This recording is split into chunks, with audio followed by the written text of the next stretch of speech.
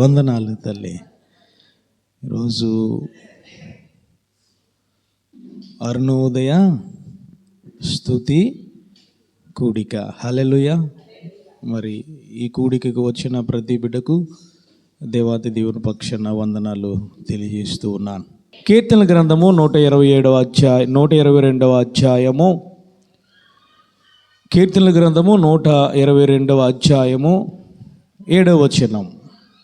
నీ ప్రాకారములలో నెమ్మది కలుగునుగాక, నీ ప్రాకారములో నెమ్మది కలుగునుగాక, నీ నగరులలో క్షేమముండునుగాక, నీ నగరంలో క్షేమము ఉండునుగాక. హల్లెలూయా. ఈ వాక్యముతో దేవాంత దేవుడు కొన్ని వారాలుగా మనతో మాట్లాడుతూ ఉన్నారు. గత శుక్రవారము, ఆ ముందు శుక్రవారము క్షేమం కోసము దేవాతి దేవుడు మాట్లాడడం జరిగింది. ఇప్పుడు కూడా దేవాతి దేవుడు మాట్లాడుతూ ఉన్నారు. నీ ప్రాకారములో నెమ్మది కలుగును గాక. హల్లెలూయా. ఈ వాక్యము ద్వారా దేవాతి దేవుడు మనతో మాట్లాడును గాక. ఆయన అంటూ ఉన్నారు, నీ ప్రాకారములో ఏమి ఉన్నదయ్యా అనంటే నెమ్మది ఉన్నది ప్రభువా అని దావీదు గారు మాట్లాడుతూ ఉన్నారు. హల్లెలూయా. ప్రాకారం అంటే ఏమిటయ్యా అనంటే దేవాతి దేవుని మందిరం. ప్రాకారం అంటే ఏమిటయ్యానంటే యెరూషలేము పట్టణం. ప్రాకారం అంటే ఏమిటయ్యా అనంటే బెత్లెహేము నగరం. ప్రాకారం అంటే ఏమిటయ్యానంటే మన భాషలో చెప్పుకోవాలనంటే ఒక కంచె, లేదా మన చుట్టూ మన గృహానికి ఉండే దానిని, లేదా ఒక గోడ అని మనము భావిస్తూ ఉంటాం. ఈయన మాట్లాడుతున్నారు, అయ్యా నీ ప్రాకారంలో ఏమి ఉన్నదయ్యా అనంటే నెమ్మది ఉన్నది అని మాట్లాడుతూ ఉన్నారు. ఈరోజు నెమ్మది అనంటే మనం అనుకుంటూ ఉంటాం, ఏదైనా శ్రమ వస్తే, కష్టాలు వస్తే, ఇబ్బందులు వస్తే, అనారోగ్యం వస్తే మనం భావించేది ఏమిటయ్యా అనంటే అతనికి నెమ్మది లేదండి, ఆమెకు నెమ్మది లేదండి, ఆ కుటుంబానికి నెమ్మది లేదండి. కారణం ఏమిటయ్యా అనంటే బైబిల్ పూర్వకముగా మనం ఆలోచించినట్లయితే ఆ కుటుంబానికి కానీ, ఆ వ్యక్తికి కానీ, ఆ మనిషికి కానీ, ఆ విశ్వాసికి కానీ ఏమీ లేదు చుట్టూ అనంటే ప్రాకారము లేదు. ప్రాకారం లేకపోవడం వల్ల ఏమి జరుగుతుందంటే అతని జీవితంలో నెమ్మది అనేది ఉండదు తల్లి. ఒక గృహానికి ప్రాకారం లేకపోతే, ఒక గృహానికి గోడ లేకపోతే ఏమి జరుగుతుందో తెలుసా? అనేక విష సర్పాలు వస్తూ ఉంటాయి, అనేక క్రూరమోగాలు వస్తూ ఉంటాయి, అనేక మనుషులు వచ్చి దోచుకొని వెళ్ళిపోతూ ఉంటారు. ప్రాకారం ఉంటే ఏమి జరుగుతుందనంటే లోపలికి ఏమీ రావడానికి అవకాశం లేదు. హల్లెలూయా. హల్లెలూయా. దొంగలు వెళ్ళడానికి అవకాశం లేదు, సాతానుడు వెళ్ళడానికి అవకాశం లేదు. ఎప్పుడైతే నీకు ప్రాకారం ఉంటుందో, నీ యొక్క గృహానికి కానీ, నీ ఆత్మీయ జీవితానికి కానీ ప్రాకారం అనేది ఉంటే నీ జీవితంలో నెమ్మది ఉంటుంది. ప్రాకారం లేకపోతే నెమ్మది అనేది ఉండదు. దావీదు గారు అంటూ ఉన్నారు, అయ్యా ఇదిగో నీ ప్రాకారంలో ఏమి ఉన్నదయ్యా అనంటే నెమ్మది ఉంటూ ఉందని మాట్లాడుతూ ఉన్నారు. సామెతల గ్రంథము 15వ అధ్యాయము 16వ వచనములో ఆయన మాట్లాడుతూ ఉన్నారు. సామెతల గ్రంథము 15వ అధ్యాయము 16వ వచనములో ఆయన మాట్లాడుతూ ఉన్నారు. నెమ్మది లేకుండా విస్తారమైన ధనముండుట కంటే యెహోవా యందు భయభక్తులతో కూడా కొంచెము కలిగి ఉండుట మేలు. హల్లెలూయా. ఎప్పుడు నెమ్మది ఉంటుందంటే ఒక ఆత్మీయ జీవితంలో ఒక విశ్వాసికి లేదా ఒక మనిషికి భయభక్తులు ఉంటే అతని జీవితంలో నెమ్మది అనేది ఉంటుంది. ఏమిటయ్యా భయభక్తులు అని అంటే చెడుతనాన్ని విసర్జించడమే, పాపమును విసర్జించడమే. అంతేకాదు ఆ పాపమును అతని జీవితంలో ఉండకుండా విడిచిపెట్టి పరిశుద్ధముగా ఉండడమే. హల్లెలూయా.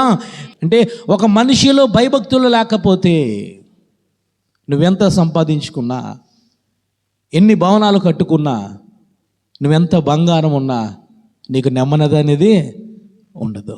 దేవుని యొక్క జ్ఞానంతో మాట్లాడుతున్నారు. నెమ్మది లేకుండా విస్తారమైన ధనము ఉండుట కంటే యెహోవా యందు భయభక్తులతో కూడా కొంచెము కలిగి ఉండుట మేలు. హల్లెలూయా. అంటే భయభక్తులు కలిగి ఉంటే నీ జీవితంలో ప్రాకారం అనేది ఉంటుంది. భయభక్తులు లేకపోతే నీ చుట్టూ ప్రాకారం అనేది ఉండదు. ఎప్పుడైతే ప్రాకారము పోయిందో నువ్వెంత సంపాదించుకున్నా అదంతా సాతానుడు ఆ దినంలోనికి. నువ్వెంత సంపాదించుకున్నా శాంతి సమాధానం ఉండదు. నువ్వెంత సంపాదించుకున్నా సరే అది నీ అనుభవించడానికి నువ్వు యోగ్యుడువు కావు. హల్లెలూయా. ఈరోజు మన జీవితంలో నెమ్మది మనకుంటూ ఉందా? ఎవరికి నెమ్మది ఉండదయ్యా అనంటే యెషయా గ్రంథము 48వ అధ్యాయం 22వ వచనం చదవండి తల్లి. స్వయముగా దేవాతి దేవుడే సెలవిస్తూ ఉన్నాడు. యెషయా నెమ్మది ఉండదని దుష్టులకు నెమ్మది ఉండదని యెహోవా సెలవిచ్చుచున్నాడు. యెహోవా సెలవిచ్చుచున్నాడు. హల్లెలూయా. ఎవరికి ఉండదు నెమ్మది అనంటే దుష్టుడికి ఉండదు, అపవాదికి ఉండదు, సాతానుడికి నెమ్మది ఉండదు. ఎందుకు నెమ్మది ఉండదు అనంటే వాడు స్థిరంగా ఒక చోట ఉండడు, వాడు స్థిరమైన జీవితాన్ని కలిగి ఉండడు, వారి నిలకడైన జీవితాన్ని కలిగి ఉండడు. వాడి యొక్క జీవితం చూస్తున్నట్లయితే వాడితో దేవాతి దేవునితో మాట్లాడుతూ ఉన్నాడు. నువ్వు ఎక్కడి నుంచి వచ్చావు అని దేవాతి దేవుడు మాట్లాడుతుంటే సాతానుడు అంటూ ఉన్నాడు, నేను అటు ఇటు తిరుగుతూ ఉన్నాను. వాడికి అటు ఇటు తిరిగే జీవితం వాడిది. స్థిరమైన జీవితము కాదు, నిలకడైన జీవితము కాదు, ఆ ప్రాకారంలో ఉండే జీవితము కాదు. వాడు అటు ఇటు తిరుగుతూ ఉంటాడు. కాబట్టి దుష్టుడకు నెమ్మది ఉండదు. అక్కడే కాదు, 57వ యెషయా గ్రంథము 57:21 కూడా దేవాంత దేవుడు అదే మాట్లాడుతూ ఉన్నారు. దుష్టులకు నెమ్మది ఉండదని నా దేవుడు సెలవిచ్చుచున్నాడు. హల్లెలూయా. మరలా రెండోసారి యెషయా గారితో దేవాతి దేవుడు మాట్లాడుతున్నాడు. దుష్టులకు నెమ్మది ఉండదని నాకు యెహోవా సెలవిచ్చుచున్నాడు. హల్లెలూయా. దుష్టు స్వభావము కలిగి ఉంటే, దుష్టుడు ఆలోచన కలిగి ఉంటే, దుష్టుడు ప్రవర్తించినట్లు ప్రవర్తిస్తే, దుష్టుడు క్రియలు ఉంటే అది ఎవరిలోనైనా సరే అతని జీవితంలో నెమ్మది అనేది ఉండదు. వాడు నిలకడగా సంఘములో ఉండడం, వాడు నిలకడగా వాక్యములో ఉండడం, వాడు నిలకడగా ప్రార్థనలో ఉండడం, వాడు నిలకడగా పరిశుద్ధతలో ఉండడం. కాబట్టి వాడి జీవితంలో ఏమి ఉండదయ్యానంటే నెమ్మది అనేది ఉండదు తల్లి. ఈరోజు అటువంటి ఆలోచన దుష్టుడు ఆలోచన. అందుకే దావీదు గారు అంటూ ఉన్నారు ఏమిటయ్యానంటే, దుష్టుడు ఆలోచన చొప్పున నడువక, పాపుల మార్గమున నిలువక, అపహాస్యులు కూర్చుండున్న చోటన కూర్చుండక. ఈ 3 లక్షణాలు మన జీవితంలో ఉంటే మనం ఎవరు సంతానమో తెలుసా? దుష్టుడి సంతానం. లేఖనము సెలవిస్తూ ఉంది, దుష్టుడకు నెమ్మది ఉండదు తల్లి. మనం నెమ్మదిగా ఉండాలి. మన జీవితంలో, మన కుటుంబంలో నెమ్మది ఉండాలి. మన ఆత్మీయ జీవితంలో నెమ్మది ఉండాలంటే మనము స్థిరముగా ఉండాలి. హల్లెలూయా. స్థిరమైన ప్రాకారములో మనము ఉండాలి తల్లి. బైబిల్ గ్రంథంలో ఒక ఆమె మంచిగానే జీవించింది, చాలా చక్కగా జీవించింది. ఎక్కడ ఉందనంటే ప్రాకారము గల నగరములో జీవిస్తూ ఉంది. ఎవరయ్యానంటే నయోమి తల్లి. బెత్లెహేము నగరంలో ఉంది, కాపుదలలో ఉంది, భద్రతలో ఉంది, ప్రాకారమైన నగరములో జీవిస్తూ ఉంది. కానీ ఒకనొక రోజున ఆ బెత్లెహేము నగరంలో కరువు ఏర్పడిందని, బెత్లెహేము నగరంలో కష్టం ఏర్పడిందని, బెత్లెహేము నగరంలో ఆహారం లేదని ఎక్కడికి వెళ్ళిపోయిందనంటే మోయాబు దేశానికి వెళ్ళిపోయింది. లేఖనము సెలవిస్తూ ఉంది, మోయాబీలతో నువ్వు సహవాసము చేయకూడదు, మోయాబులతో నువ్వు స్నేహము చేయకూడదు, మోయాబులతో నువ్వు పరిచయాలు పెంచుకోకూడదు, మోయాబు దేశానికి వెళ్ళకూడదు. కానీ వెళ్ళిపోయింది. ఏ విధముగా తెలుసా? వాక్యాన్ని అశ్రద్ధ చేసింది, వాక్యాన్ని పక్కన పెట్టింది. ఆ దీపమైన వాక్యాన్ని నుంచి వైదొలిగిపోయి బెత్లెహేమును విడిచి మోయాబు దేశానికి వెళ్ళిపోయింది. వెళ్ళిపోయిన తర్వాత ఆమె జీవితంలో నెమ్మది లేదు తల్లి. నెమ్మది కలిగిన బెత్లెహేము నగరాన్ని వదిలి నెమ్మది లేని మోయాబు దేశానికి వెళ్ళిపోయింది. స్థిరమైన జీవితము నయోమికి లేదు, స్థిరమైన ఆ యొక్క బ్రతుకు నయోమికి లేదు, స్థిరమైన ఆ యొక్క విశ్వాసము నయోమికి లేదు తల్లి. వెళ్ళకూడని ప్రదేశానికి వెళ్ళింది. తన జీవితంలో నెమ్మదిని కోల్పోయింది. మరలా విన్నది, బెత్లెహేము నగరంలో ఆహారము సమృద్ధిగా ఉన్నదని విన్నది. మరలా బెత్లెహేము నగరానికి వచ్చింది. కానీ ఈ మధ్యకాల జీవితంలో ఆమె ఏదైతే కోల్పోకూడదో, ఏదైతే తన జీవితంలో ముఖ్యం అనుకుంటుందో వాటినన్నిటినీ కూడా పోగొట్టుకొని మరలా వచ్చింది.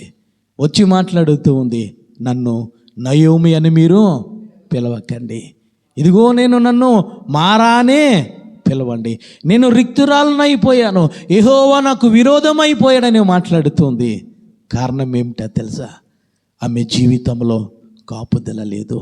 ఆమె జీవితంలో ప్రాకారము గల పట్టణమును, ప్రాకార గల నగరములో ఆ ప్రాకారమును విడిచిపెట్టి బయట తిరుగుతూ ఉంది తల్లి. ఈరోజు ప్రాకారము గల ఆ పొలములో నువ్వు ఉంటే, ప్రాకారము గల ఆ సంఘములో ఉంటే, ఆ ప్రాకారము గల ఆ యొక్క ఆ పట్టణములో నువ్వు ఉంటే, ఆ జనములో నువ్వు ఉంటే, ఆ సంఘములో నువ్వు ఉంటే, ఆ సహవాసములో నువ్వు ఉంటే నెమ్మది కలుగుతూ ఉంది. ఆ పొలాన్ని విడిచి బయటికి వెళితే, ఆ సహవాసాన్ని విడిచి బయటికి వెళితే, ఆ పరిశుద్ధులను విడిచి బయటికి వెళితే, ఆ దేవాది దేవుని పొలమును విడిచి బయటికి వెళితే ఈరోజు నెమ్మదిని కోల్పోతాం. ఈరోజు ఆమెతో ఎవరు వచ్చారయ్యానంటే ఆమెతో రూతు వచ్చింది. హల్లెలూయా. ఆమె జీవితంలో నెమ్మది లేదు తల్లి. ఆమె జీవితంలో శాంతి సమాధానము లేదు. కానీ ఎప్పుడైతే బెత్లెహేము నగరానికి ఆ యొక్క అత్తగారు నయోమితో కలిసి వచ్చిందో ఆమె జీవితంలో నెమ్మదిగా దేవాతి దేవుడు నెమ్మదిని ఇచ్చాడు. హల్లెలూయా. ఏ విధముగా ఇచ్చాడో నెమ్మదిని. ఆమె జీవితంలో మొదట నెమ్మది లేదు, శాంతి సమాధానం లేదు, ఆమె జీవితంలో క్షేమం లేదు. కానీ ఎప్పుడైతే బెత్లెహేము నగరానికి వచ్చిందో, బెత్లెహేము నగరములతో సహవాసము చేస్తుందో, బెత్లెహేము నగరంలో నివసిస్తుందో ఆమె జీవితంలో ఏమి ఏర్పడిందో తెలుసా? నెమ్మది ఏర్పడింది. హల్లెలూయా. ఈరోజు సంఘాన్ని విడిచి వెళ్తే నెమ్మది ఉండదు. ఈరోజు సహవాసాన్ని విడిచి వెళ్తే నెమ్మది ఉండదు. మరలా నీకు నెమ్మది కావాలనంటే ఆయన సంఘములోనికి రావాలి, ఆయన సహవాసములోనికి రావాలి, ఆయన వాక్యములోనికి రావాలి, ఆయన ప్రార్థనలోనికి నువ్వు రావాలి. ఆ పరిశుద్ధతలోనికి నువ్వు వస్తేనే నెమ్మది ఉంటుంది. హల్లెలూయా. మొట్టమొదటిది ఆమె ఏ విధముగా నెమ్మది కలిగి ఉన్నది అని అంటే కీర్తనల గ్రంథము 119 అధ్యాయము 50వ వచనం. నీ వాక్యము నన్ను బ్రతికించి ఉన్నది, నీ వాక్యము నన్ను బ్రతికించి ఉన్నది, నా బాధలలో ఇదే నాకు నెమ్మది కలిగించుచున్నది, బాధల్లో ఇదే నెమ్మది నాకు కలిగించుచున్నది. హల్లెలూయా. నీకు నెమ్మది కావాలనంటే మొట్టమొదట ఏమి ఉండాలి అంటే వాక్యం అనేది నా జీవితంలో ఉండాలి. వాక్యం ఆయన దావీదు గారు అంటున్నారయ్యా, నా జీవితంలో నెమ్మది ఉండడానికి గల కారణం ఏమిటనంటే నా జీవితంలో వాక్యం అనేది ఉంది ప్రభు అని మాట్లాడుతూ ఉన్నాడు. హల్లెలూయా. ఇక్కడ రూతు నెమ్మది కలిగి ఉండడానికి గల కారణం ఏమిటనంటే ఆమె బెత్లెహేము నగరానికి రావడమే కాదు, వాక్యానుసారముగా నడుచుకుంటూ ఉంది. హల్లెలూయా. ఏ విధముగా నడుచుకుందనంటే ఇగో ఆ యొక్క మోయాబు దేశంలో ఉన్నప్పుడు ఇదిగో ఆ యొక్క అత్తగారికి నయోమికి వినబడింది ఏమిటయ్యానంటే బెత్లెహేము నగరమును దేవుడు దర్శించాడు, సమృద్ధిగా ఆహారము దొరుకుతున్నది అని చెప్పి అని ఎవరు విన్నారు అయ్యారంటే నయోమితో పాటు ఓర్పా విన్నది, ఓర్పాతో పాటు రూతు కూడా విన్నది. ముగ్గురు విన్నారు. అంటే వాక్యాన్ని తెలుసుకున్నారు. అయ్యో బెత్లెహేము నగరమును దేవాది దేవుడు దర్శించాడు అని చెప్పి. కానీ ముగ్గురులో ఎంతమంది రావడము జరిగింది అయ్యారంటే 2 మాత్రమే రావడము జరిగింది.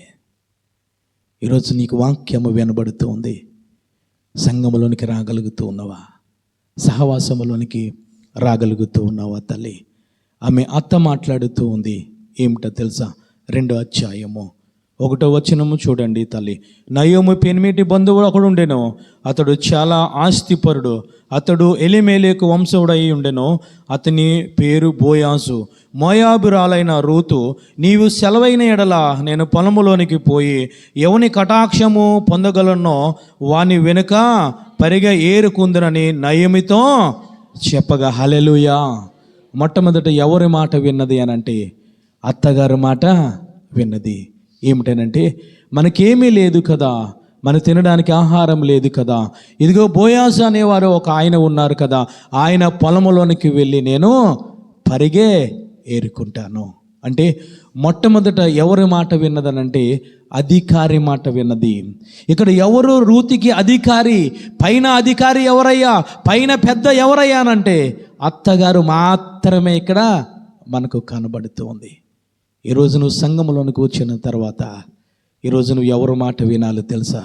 నీ కుటుంబానికి అధికారి అయినా నీ భర్త మాట వినాలి తల్లి. నీ భర్తను నువ్వు గౌరవించాలి. నీ భర్త ఏది చెప్తే అది నువ్వు చేయాలి. నీ అధికారి అయిన భర్త, నీకు భర్త ఉన్నాడు కాబట్టి ఆ భర్త మాట, ఆ శిరస్సు మాట నువ్వు వినాలి. రెండవదిగా ఎవరు మాట విన్నదయ్యా అంటే తర్వాత ఎవరిని కలిసిందయ్యా అంటే ఆ పొలములో పని చేస్తూ ఉన్న ఆ పనివారిలో ఉన్న ప్రథముడైన పనివాడిని అడిగింది తల్లి. ఆ పనివాడితో మాట్లాడుతూ ఉంది, అయ్యా ఇదిగో నేను మోయాబు దేశం నుంచి వచ్చాను, ఇదిగో నేను నయోమి నేను కోడలనయ్యా, మేము అన్నీ పోగొట్టుకున్నాము, మేము రిక్తురాలు అయిపోయామయ్యా, ఇదిగో నువ్వు పొలంలో నువ్వు పరిగె కోస్తున్నావు కాబట్టి ఆ పరిగెను నీ వెనకాల నువ్వు ఏరుకుంటానని చెప్పి సెలవిమ్మని ఆ పనివాడిలో ఉన్న పెద్ద పనివాడిని అడిగింది. హల్లెలూయా, హల్లెలూయా. ఆ పొలంలో పనిచేస్తున్న పనివాడిని అడిగింది. ఈరోజు ఎవరయ్యా ఈ పొలము అని అంటే సంఘము. హల్లెలూయా. ఈ పొలంలో పని చేస్తున్న ఎవరయ్యా పెద్ద పనివాడు అని అంటే సేవకుడు, యాజకుడు. రెండవదిగా నువ్వు ఎవరి మాట వినాలనంటే నిన్ను పోషిస్తూ ఉన్నా ఈ పొలంలో పని చేస్తూ ఉన్న ఆ యొక్క ప్రధాన యాజకుడును, ప్రధాన పనివాడిని నువ్వు మాట వినాలి. నువ్వు మాటను గ్రహించాలి. ఏదైతే యాజకుడు నాతో మాట్లాడుతున్నారు, ఏదైతే యాజకుడు నాకు బయలుపరుస్తున్నారు, ఏ వాక్యము ద్వారా నన్ను బలపరుస్తున్నారు, ఏ వాక్యము ద్వారా నన్ను స్థిరపరుస్తున్నారు, ఏ వాక్యము ద్వారా నన్ను పోషిస్తున్నారు, ఏ ఆహారము ద్వారా నన్ను సంతృప్తి పరుస్తున్నారు అని చెప్పి యాజకుడు మాట రెండవదిగా నీవు వినాలి. మూడవదిగా చూస్తున్నట్లయితే 8వ వచనములో ఆయన మాట్లాడుతున్నారు. ఎవరు మాట్లాడుతున్నారంటే బోయాజు మాట్లాడుతున్నాడు. అప్పుడు బోయాజు రూతుతో, నా కుమారి నా మాట వినము, వేరొక పొలములో ఏరుకొనుటకు పోవద్దు, దీనిని విడిచి పోవద్దు, ఇచ్చటనే నా పనికెత్తుల వద్ద నిలకడగా ఉండుము. హల్లెలూయా. ఎవరయ్యా బోయాజు అని అంటే బోయాజు ఎవరికి సాదృశ్యం అని అంటే దేవాంత దేవునికి సాదృశ్యమా? హల్లెలూయా. తండ్రి కుమార పరిశుద్ధ ఆత్మదేవునికి సాదృశ్యము తల్లి. నువ్వు మూడవదిగా ఎవరు మాట వినాలనంటే నిన్ను సృజించిన దేవాంత దేవుని మాటను వినాలి. హల్లెలూయా.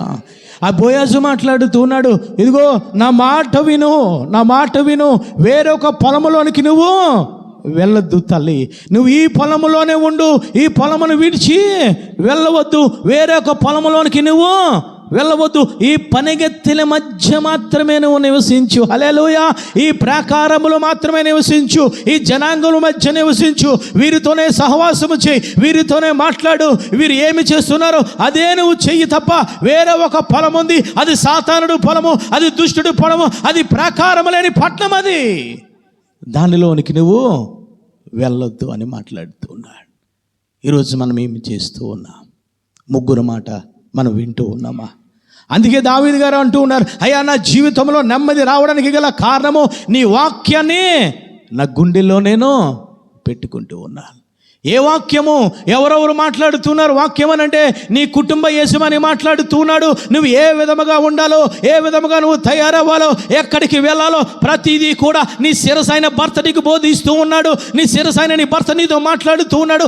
ఆయన మాట మొదట వినాలి. రెండవదిగా నిన్ను పోషించి ఆ పొలంలో పని చేస్తూ ఉన్న ఆ ప్రధాన యాజకుడి మాట వినాలి. ఇదిగో మూడవదిగా నిన్ను సృజించిన ఆ సృష్టికర్త అయిన తండ్రి కుమార పరిశుద్ధ ఆత్మ దేవుని మాట నువ్వు వినాలి. వింటే నీకు నెమ్మది కలుగుతూ ఉంది. ఈరోజు ఈ ముగ్గురు మాట మనం వింటూ ఉన్నామా తల్లి? కానీ ఏమీ తెలీదు. ఆమె ఒక అన్యురాలు, ఆమె విగ్రహారాధికురాలు. కానీ ఎవరి మాట విన్నదో తెలుసా?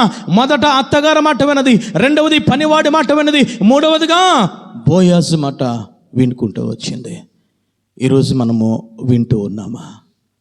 వాక్య ప్రకారంగా జీవించగలుగుతున్నామా? వాక్య ప్రకారముగా నడవగలుగుతున్నామా? దావీదు గారు అంటూ ఉన్నారు, వాక్యము నా పాదములకు దీపము, వాక్యము నా త్రోవలకు వెలుగు. ఎవరు బోధిస్తూ ఉన్నారయ్యానంటే నీ భర్త బోధిస్తూ ఉన్నాడు. ఇదిగో రెండవదిగా నీ యాజకుడు బోధిస్తూ ఉన్నారు. మూడవదిగా పరిశుద్ధ ఆత్మదేవుడు నీకు బోధిస్తూ ఉన్నాడు. ఈ ముగ్గురు మాట విని నువ్వు ఆ ప్రాకారము గల పొలములో ఉంటే, ఈ ముగ్గురు మాట విని ఆ బెత్లెహేము నగరములో ఉంటే, ఈ ముగ్గురు మాట విని ఆ ప్రాకారము గల యెరూషలేము పట్టణంలో ఉంటే నీకు నెమ్మది కలుగుతుంది తల్లి. లేదు నా ఇష్టం వచ్చినట్లు నేను తిరుగుతానని చెప్పి ఆ యెరూషలేము పట్టణమును విడిచి యెరికోకి ఒక మనుషుడు వెళ్తూ ఉన్నాడు. నా ఇష్టం నాది, నా జీవితము నాది, నాకు వాక్యం అవసరం లేదు, నేను యాజకుడి మాట వినడానికి నాకు అవసరం లేదు, నాకు తండ్రి కుమార పరిశుద్ధ ఆత్మదేవుడు నాకు అవసరం లేదని చెప్పి నువ్వు ఇష్టానుసారముగా పొలము దాటి వెళితే, నువ్వు ఇష్టానుసారముగా నగరము దాటి వెళితే, నిష్టానుసారంగా బెత్లెహేము నగరము దాటి వెళ్తే, నిష్టానుసారంగా యెరూషలేము పట్టణము, ఆ ప్రాకారము గల పట్టణము, ఆ భద్రత గల పట్టణము, ఆ క్షేమము గల పట్టణము దాటి వెళితే నీ నా జీవితంలో శ్రమలే, నీ నా జీవితంలో కష్టములే, నీ నా జీవితంలో వేదనలే తల్లి. ఏమి చేశాడో తెలుసా? దుష్టుడు మార్గంలో వెళ్తూ ఉన్నాడు ఒక మనుష్యుడు, దుష్టుడు పట్టుకున్నాడు. మొదట కొట్టాడు, రెండవదిగా వస్త్రములో లాక్కున్నాడు, కొన ఊపిరితో పడి ఉన్నాడు. కారణం ఏమిటా తెలుసా? మాటలు వినకుండా నా జీవితం నాదని ప్రాకారము గల నగరం నుంచి బయటికి వెళ్ళిపోతే కష్టాలు వస్తాయి. నయోమి ప్రాకారము గల బెత్లెహేము నగరం నుంచి బయటికి వెళ్ళిపోయి మోయాబీలతో సహవాసము, మోయాబీలతో సాంగత్యము, మోయాబీలతో సంబంధము కలుపుకోవడం వల్ల ఎవరైతే కలుపుకున్నారో వారందరినీ కోల్పోయింది. ఈరోజు నీ జీవితంలో నెమ్మదిగా ఉండాలి అంటే, నీ కుటుంబము నెమ్మదిగా ఉండాలనంటే నువ్వు ఎవరి మాట వినాలో పరిశుద్ధాత్మ దేవుడు ఈ ఉదయకాల సమయంలో నీకు సెలవు ఇచ్చాడు. హల్లెలూయా. అందుకే దావీదు గారు మాట్లాడుతున్నారు, 119:50 కీర్తనలో ఆయన మాట్లాడుతున్నారు. మరి ఒక్కసారి చదవండి తల్లి. నీ వాక్యము నన్ను బ్రతికించి, నీ వాక్యము నన్ను బ్రతికించెను, నా బాధలలో ఇదే నాకు నెమ్మది కలిగించి, నా బాధలలో ఇదే నాకు నెమ్మది కలిగించుచున్నది. హల్లెలూయా. ఈరోజు రూతు నెమ్మది కలిగి ఉండడానికి గల కారణము ముగ్గురు మాట విన్నది తల్లి. హల్లెలూయా. రెండవదిగా ఏమి చేసిందయ్యానంటే 1 తిమోతి రాసిన పత్రిక 2వ అధ్యాయము 1-2 వచనములు చదవండి తల్లి. మనము సంపూర్ణ భక్తియు మాన్యతయు కలిగి నెమ్మదిగాను సుఖముగాను బ్రతుకు నిమిత్తము అన్నిటికంటే ముఖ్యముగా మనుషులందరి కొరకును రాజుల కొరకును అధికారులందరి కొరకును విజ్ఞాపనలను ప్రార్థనలను యాచనలను కృతజ్ఞతాస్తుతులను చేయవలెనని హెచ్చరించుచున్నాను. హల్లెలూయా. రెండవదిగా మనము నెమ్మది కలిగి ఉండాలంటే, ఏ లక్షణము కలిగి ఉండాలంటే ప్రార్థన జీవితము కలిగి ఉండాలి తల్లి. మనము సంపూర్ణ భక్తియు మాన్యతయు కలిగి నెమ్మదిగాను సుఖముగాను జీవించాలంటే మన జీవితంలో ప్రార్థన అనేది చాలా ముఖ్యమైనది. హల్లెలూయా. హల్లెలూయా. ఈరోజు ప్రార్థన జీవితం మనము కలిగి ఉంటూ ఉన్నామా తల్లి? కానీ రెండవదిగా రూతు ఏమి కలిగి ఉందో తెలుసా? ప్రార్థన జీవితము కలిగి ఉంది. ఏ విధముగా తెలుసా? ఎప్పుడైతే బెత్లెహేము నగరానికి నేను వెళ్ళిపోతూ ఉన్నానని ఆ నయోమి ఆ యొక్క కోడలతో చెబుతుందో, మొదటి కోడలు విన్నది, ముద్దు పెట్టుకుని వెనక్కి వెళ్ళిపోయింది. ఆమె జీవితంలో నెమ్మది లేదు. రెండవ కోడలు రూతు విన్నది, ఆమె మాట్లాడుతూ ఉంది, ఇదిగో నన్ను బలవంతము నువ్వు చేయకు, నన్ను విడిచి వెళ్ళిపోమని నువ్వు అనకు, దేవాతి దేవుని జీవము తోడు, నువ్వెక్కడికి వెళ్తావో నేను అక్కడికే వెళ్తాను, నువ్వెక్కడ నివసిస్తావో నేను అక్కడే నివసిస్తాను, నువ్వు ఏమి తింటావో నేను అదే తింటాను, నీ జనమే నా జనము, నీ దేవుడే నా దేవుడు, నువ్వెక్కడ మరణిస్తావో నేను అక్కడ మరణిస్తాను, నువ్వెక్కడ పాతి పెట్టబడతావో నేను అక్కడే పాతి పెట్టబడతాను, మరణము తప్ప మనిద్దరిని ఏది వేరు చేయడానికి వీలు లేదని ప్రార్థన చేస్తూ ఉంది. హల్లెలూయా. చప్పట్లు కూడా దేవాంత దేవుని స్తుతిద్దాం. హల్లెలూయా. రెండవదిగా ప్రార్థన జీవితము కలిగి ఉండాలి. ఎటువంటి ప్రార్థన జీవితము కలిగి ఉండాలి తెలుసా? నీ శరీరమును నీ ప్రాణమును అర్పించుకునే ప్రార్థన జీవితము కలిగి ఉండాలి. నయోమితో మాట్లాడుతూ ఉంది, నువ్వు ఎక్కడికి వెళ్తావో నేను అక్కడికే వెళ్తాను, నువ్వు ఎక్కడ నివసిస్తావో నేను అక్కడ నివసిస్తాను, నువ్వేమి తింటావో నేను అదే తింటాను, నీ జనమే నా జనము, నీ దేవుడే నా దేవుడు. హల్లెలూయా. సమర్పణ తల్లి. ఒక విగ్రహారాధికురాలు మాట్లాడుతూ ఉంది, ఒక రూతు మాట్లాడుతుంది, నీ జనమే నా జనము, నీ సహవాసమనే సహవాసము, నీ దేవుడే నా దేవుడు. హల్లెలూయా. ఇటువంటి ప్రార్థన చేయగలుగుతూ ఉన్నామా? ఈరోజు ఇటువంటి త్యాగము మనము చేయగలుగుతూ ఉన్నామా తల్లి? ఇటువంటి సమర్పణలోనికి మనం వస్తూ ఉన్నామా? ఏదో ప్రార్థన చేస్తున్నామా, క్రైస్తవులు కాబట్టి బైబిల్ చదవాలి, క్రైస్తవులు కాబట్టి ప్రార్థన చేయాలి, క్రైస్తవులు కాబట్టి సంఘానికి రావాలని మనము జీవిస్తూ ఉన్నాం, ఆలోచన కలిగి ఉన్నాం. కానీ ఈమె మాట్లాడుతూ ఉంది, నువ్వు ఎక్కడ నివసిస్తావో నేను అక్కడ నివసిస్తాను. ఈరోజు అటువంటి జీవితం మనం కలిగి ఉంటూ ఉన్నామా తల్లి? సమర్పణ జీవితము కలిగి ఉండాలి. నీ ప్రాణ ఆత్మ దేహములను ఆయనకు సజీవ యాగముగా సమర్పించి అప్పుడు నువ్వు ఆయనకు ప్రార్థన చేయాలి. హల్లెలూయా. నిష్టముగా నువ్వు ఇష్టం వచ్చిన ఆలోచనతో ప్రార్థన చేస్తే ఆయన ఆలకించడు తల్లి, ఆయన ఆలకించడు. నువ్వు అనుకుంటూ ఉన్నావు ఆలకిస్తాడని నువ్వు అనుకుంటూ ఉన్నావు. ఈరోజు మన ప్రార్థన ఏ విధముగా ఉందో తెలుసా? ఆ నయోమిని ముద్దు పెట్టుకొని వార్పా వెనకకి వెళ్ళిపోయింది. ఈరోజు దేవుడు కనబడుతుంటే, చర్చి కనబడుతుంటే ముద్దులు ఎట్టుకునే ప్రార్థనలు ఎక్కువైపోయినాయి. అటువంటి వార్పాలు దేవాది దేవుడికి అవసరం లేదు. అటువంటి ప్రార్థన దేవాది దేవుడు ఆలకించడు. ఎవరి ప్రార్థన ఆలకిస్తాడో తెలుసా? నీ జనమే నా జనము, నీ దేవుడే నా దేవుడు.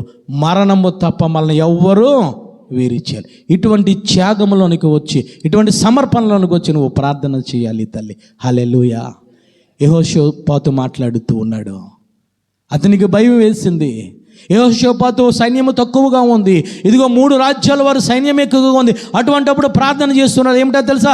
అయ్యా, మాకు సైన్యము సరిపోదు, మాకు బలము సరిపోదు, మాకు శక్తి సరిపోదు ప్రభువా, నువ్వే దిక్కు. హల్లెలూయా.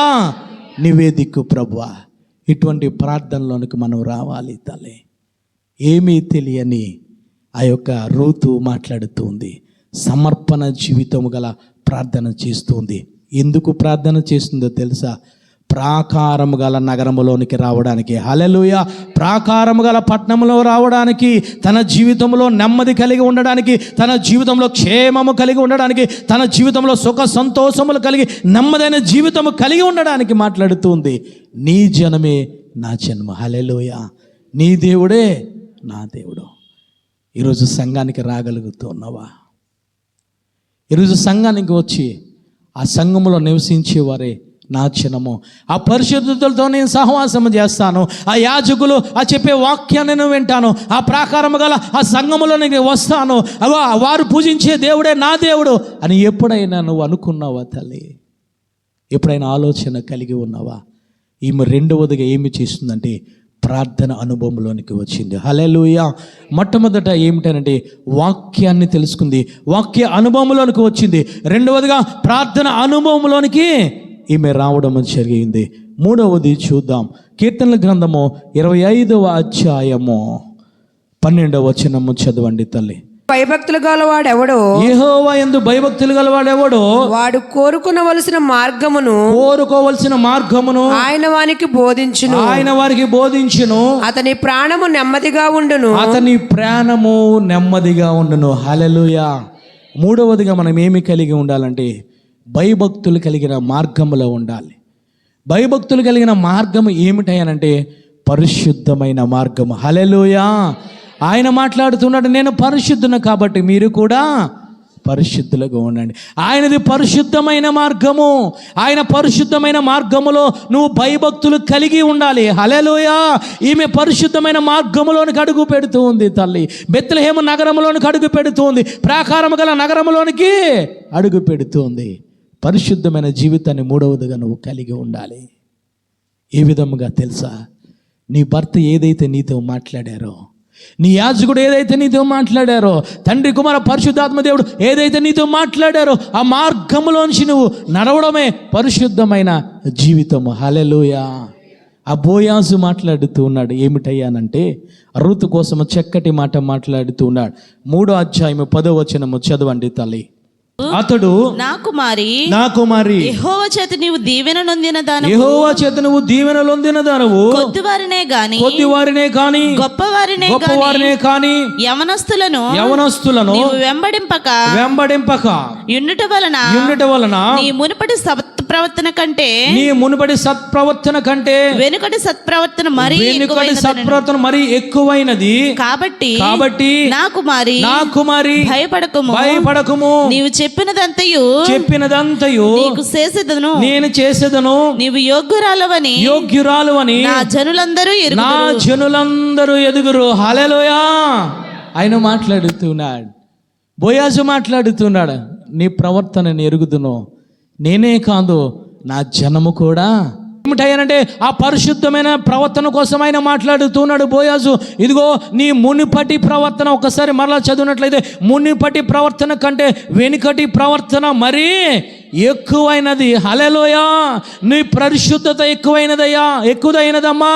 నీ క్రియలు ఎక్కువగా ఉన్నాయి, నీ పరిశుద్ధత ఎక్కువగా ఉన్నది తల్లి. ఏ విధంగా తెలుసా? నీ మునుపటి ప్రవర్తన కంటే ఇప్పుడు ప్రవర్తన ఎక్కువగా ఉన్నది. హల్లెలూయా.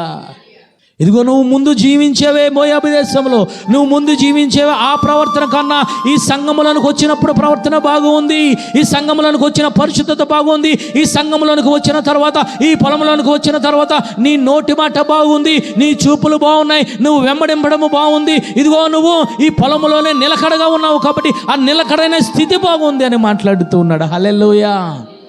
బోయాజు ఏమి మాట్లాడాడు మొదట అనంటే, ఈ పొలము విడిచి వెళ్ళొద్దు, వేరే ఒక పొలంలోనికి వెళ్ళొద్దు, నువ్వు నిలకడగా నుండి ఈ కుండలో పానీయము నువ్వు త్రాగుతూ ఉండని మాట్లాడాడు. అదే మార్గంలో రూతు వెళ్ళింది తల్లి. అందుకే మాట్లాడుతున్నాడు బోయాజు, అమ్మా నీ ప్రవర్తన చక్కగా ఉంది తల్లి, నీ ప్రవర్తన పరిశుద్ధముగా ఉంది.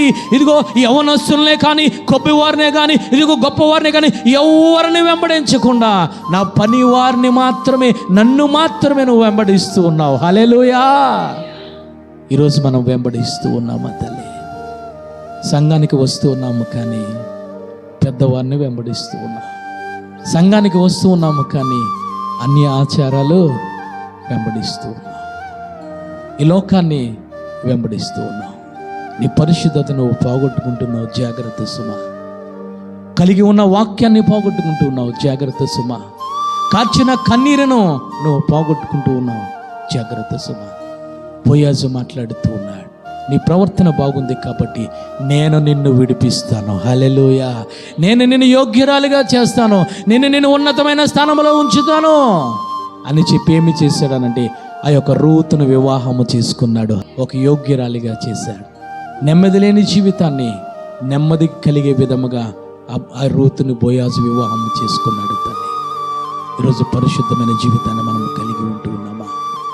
నెమ్మది లేదు ఆమెకు, కానీ నెమ్మది కలిగిన జీవితాన్ని బోయాజు ఇచ్చాడు తల్లి.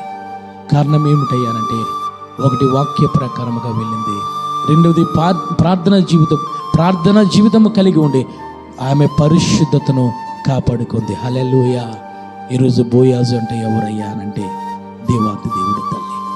ఈరోజు నువ్వు సంఘములో ఉంటే నీకు నెమ్మది, సహవాసములో ఉంటే నీకు నెమ్మది, ప్రాకారము గల పట్టణములో ఉంటే నెమ్మది. ఏ విధముగా ఉండాలి? మొదటంటే వాక్యానుసారంగా నీ జీవితం ఉండాలి, రెండవదిగా ప్రార్థన జీవితం నువ్వు కలిగి ఉండాలి, మూడవదిగా పరిశుద్ధమైన జీవితం నువ్వు కలిగి ఉంటే రెండవ రాకడలో నీకు నెమ్మదినిచ్చే దేవుడు, రెండవ రాకడలో నీకు శాంతిని సమాధానాన్నిచ్చే దేవుడు తల్లి. రెండవ రాకడలో రూతును బోయాజు ఏ విధంగా వివాహం చేసుకున్నాడో పరమ బోయాజు అయిన యేసయ్య నేను వివాహం చేసుకుంటాడు. హల్లెలూయా. అప్పుడు నీ జీవితానికి నెమ్మది కలుగుతుంది. ఈరోజు వార్పవలే ఉన్నవా? రూతు వలె నువ్వు ఉంటూ ఉన్నావా తల్లి? ఆయన అంటూ ఉన్నారు, దావీదు గారు అంటూ ఉన్నారు, నీ ప్రాకారములో నెమ్మది నాకుంది ప్రభువా. ఆ ప్రాకారములో నువ్వు నివసిస్తూ ఉన్నావా? ఆ ప్రాకారము గల పట్టణంలో నివసిస్తూ ఉన్నావా? ఆ ప్రాకారము గల పొలములో నువ్వు నివసించి నీ భర్త చెప్పేది వింటూ ఉన్నావా? నీ యాజకులు చెప్పేది వింటూ ఉన్నావా? ప్రార్థన జీవితాన్ని కలిగి ఉండి పరిశుద్ధత నువ్వు కాపాడుకుంటూ ఉన్నావా? లేదా ఒక దుష్టురాలు ప్రవర్తించినట్టు, ఒక దుష్టుడు ప్రవర్తించినట్టు వార్పవలే నేను వచ్చి వెళ్ళిపోతాను, నేను దేవాది దేవుని ముద్దు పెట్టుకొని వెళ్ళిపోతాను, నా పనులు నాయే, నా వ్యవహారాలు నాయే, నా పాపము నాదే, నా ఆలోచన నాదే అని నిష్టానుసారంగా జీవిస్తే నెమ్మది ఉండదు తల్లి. అన్నీ విడిచిపెట్టుకొని సంఘానికి వచ్చి వాక్యపూర్వకంగా నడిస్తే, ప్రార్థన పూర్వకంగా సిద్ధపడితే నీ పరిశుద్ధతను నువ్వు కాపాడుకుంటే నీకు నెమ్మది కలుగుతుంది. అందరూ నిలబడి ప్రార్థన చేసుకుందాం. అట్టి నెమ్మది మనందరికీ దయచేయునుగాక. అట్టి నెమ్మది ఈ నెలంతా మనకు దయచేయునుగాక. అట్టి నెమ్మది సంవత్సరం అంతా దయచేయునుగాక. అట్టి నెమ్మది ఈ యొక్క జీవితకాలం అంతా మనకు దయచేయునుగాక. నిలబడి ప్రార్థన చేసుకుందాం. నిలబడి ప్రార్థన చేసుకుందాం. ఈరోజు నీ జీవితంలో నెమ్మది లేదా? నీ కుటుంబంలో నెమ్మది లేదా తల్లి? ఈరోజు దేవాంతి దేవుడు నీ కోసమే మాట్లాడారు. నీకు నెమ్మది ఇవ్వాలని ఆయన మాట్లాడాడు తల్లి. ఎక్కడో దేవాతి దేవునికి తెలియనంత దూరములో ఉన్నది తల్లి నివసించింది రూతు. కానీ ఎప్పుడైతే బెత్లెహేము నగరాన్ని దేవాతి దేవుడు దర్శించాడో ఆమె మాట్లాడుతుంది, ఇదిగో నన్ను బలవంతము చేయొద్దు, నన్ను విడిచి వెళ్ళిపోమనొద్దని చెప్పి ఆ నయోమితో బ్రతిమాలుకుంటుంది. నీ దేవుడే నా దేవుడు, నీ జనమే నా జనము, నువ్వు ఎక్కడ నివసిస్తావో నేను అక్కడే నివసిస్తానని మాట్లాడుతుంది. కారణం ఏమిటో తెలుసా? సజీవమైన దేవుడి నగరము కోసం ఉన్నది, ఆయన వాక్యము కోసం ఉన్నది, ఆయన పరిశుద్ధత కోసం విన్నది, ఆయన నెమ్మది కోసం విన్నది తల్లి.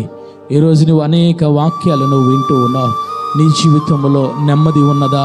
జీవితంలో నెమ్మది లేకుండా నువ్వు జీవిస్తూ ఉన్నావా తల్లి? నెమ్మది ఏ విధముగా కలిగి ఉండాలో ఈరోజు రూతును తీసుకుని నీ ముందు ఉంచాడు పరిశుద్ధాత్మ దేవుడు.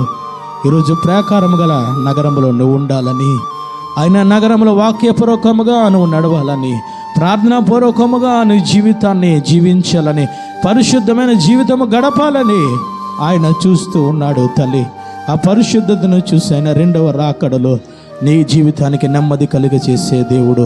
అందుకే దావీదు గారు అంటూ ఉన్నారు, అయ్యా నీ ప్రాకారంలో మాత్రమే నెమ్మది ఉంది ప్రభువా, నీ వాటలో మాత్రమే నెమ్మది ఉంది ప్రభువా, నీ వాక్యము నా జీవితానికి నెమ్మది కలిగిస్తూ ఉంది ప్రభువా అని ప్రార్థన చేస్తూ ఉన్నాడు తల్లి. ఈరోజు నీకు నెమ్మది లేదా? నీ కుటుంబానికి నెమ్మది లేదా? అనారోగ్యం ఏలుబడి చేస్తుందా? శాంతి సమాధానం లేక ఆర్థిక ఇబ్బందులతో నువ్వు సతమతమైపోతూ ఉన్నావా? ఆయన ప్రాకారము గల పొలంలోనికి వచ్చి, ఆయన సహవాసంలోనికి వచ్చి నీవు నీ కుటుంబం వచ్చినట్లయితే, వాక్యపూర్వకంగా సిద్ధపడినట్లయితే, ఇదిగో భయభక్తులు కలిగి విడిచిపెట్టుకోవలసిన పాపాన్ని విడిచిపెట్టుకొని ఇదిగో ప్రార్థన జీవితముగా ఇదిగో కలిగి ఉండి పరిశుద్ధమైన జీవితాన్ని కలిగి ఉంటే నీకు శాంతి సమాధానంతో పాటు నెమ్మదినిచ్చే దేవుడు తల్లి. ఈరోజు దేవాంత దేవుడు నీతో నాతో మాట్లాడారు.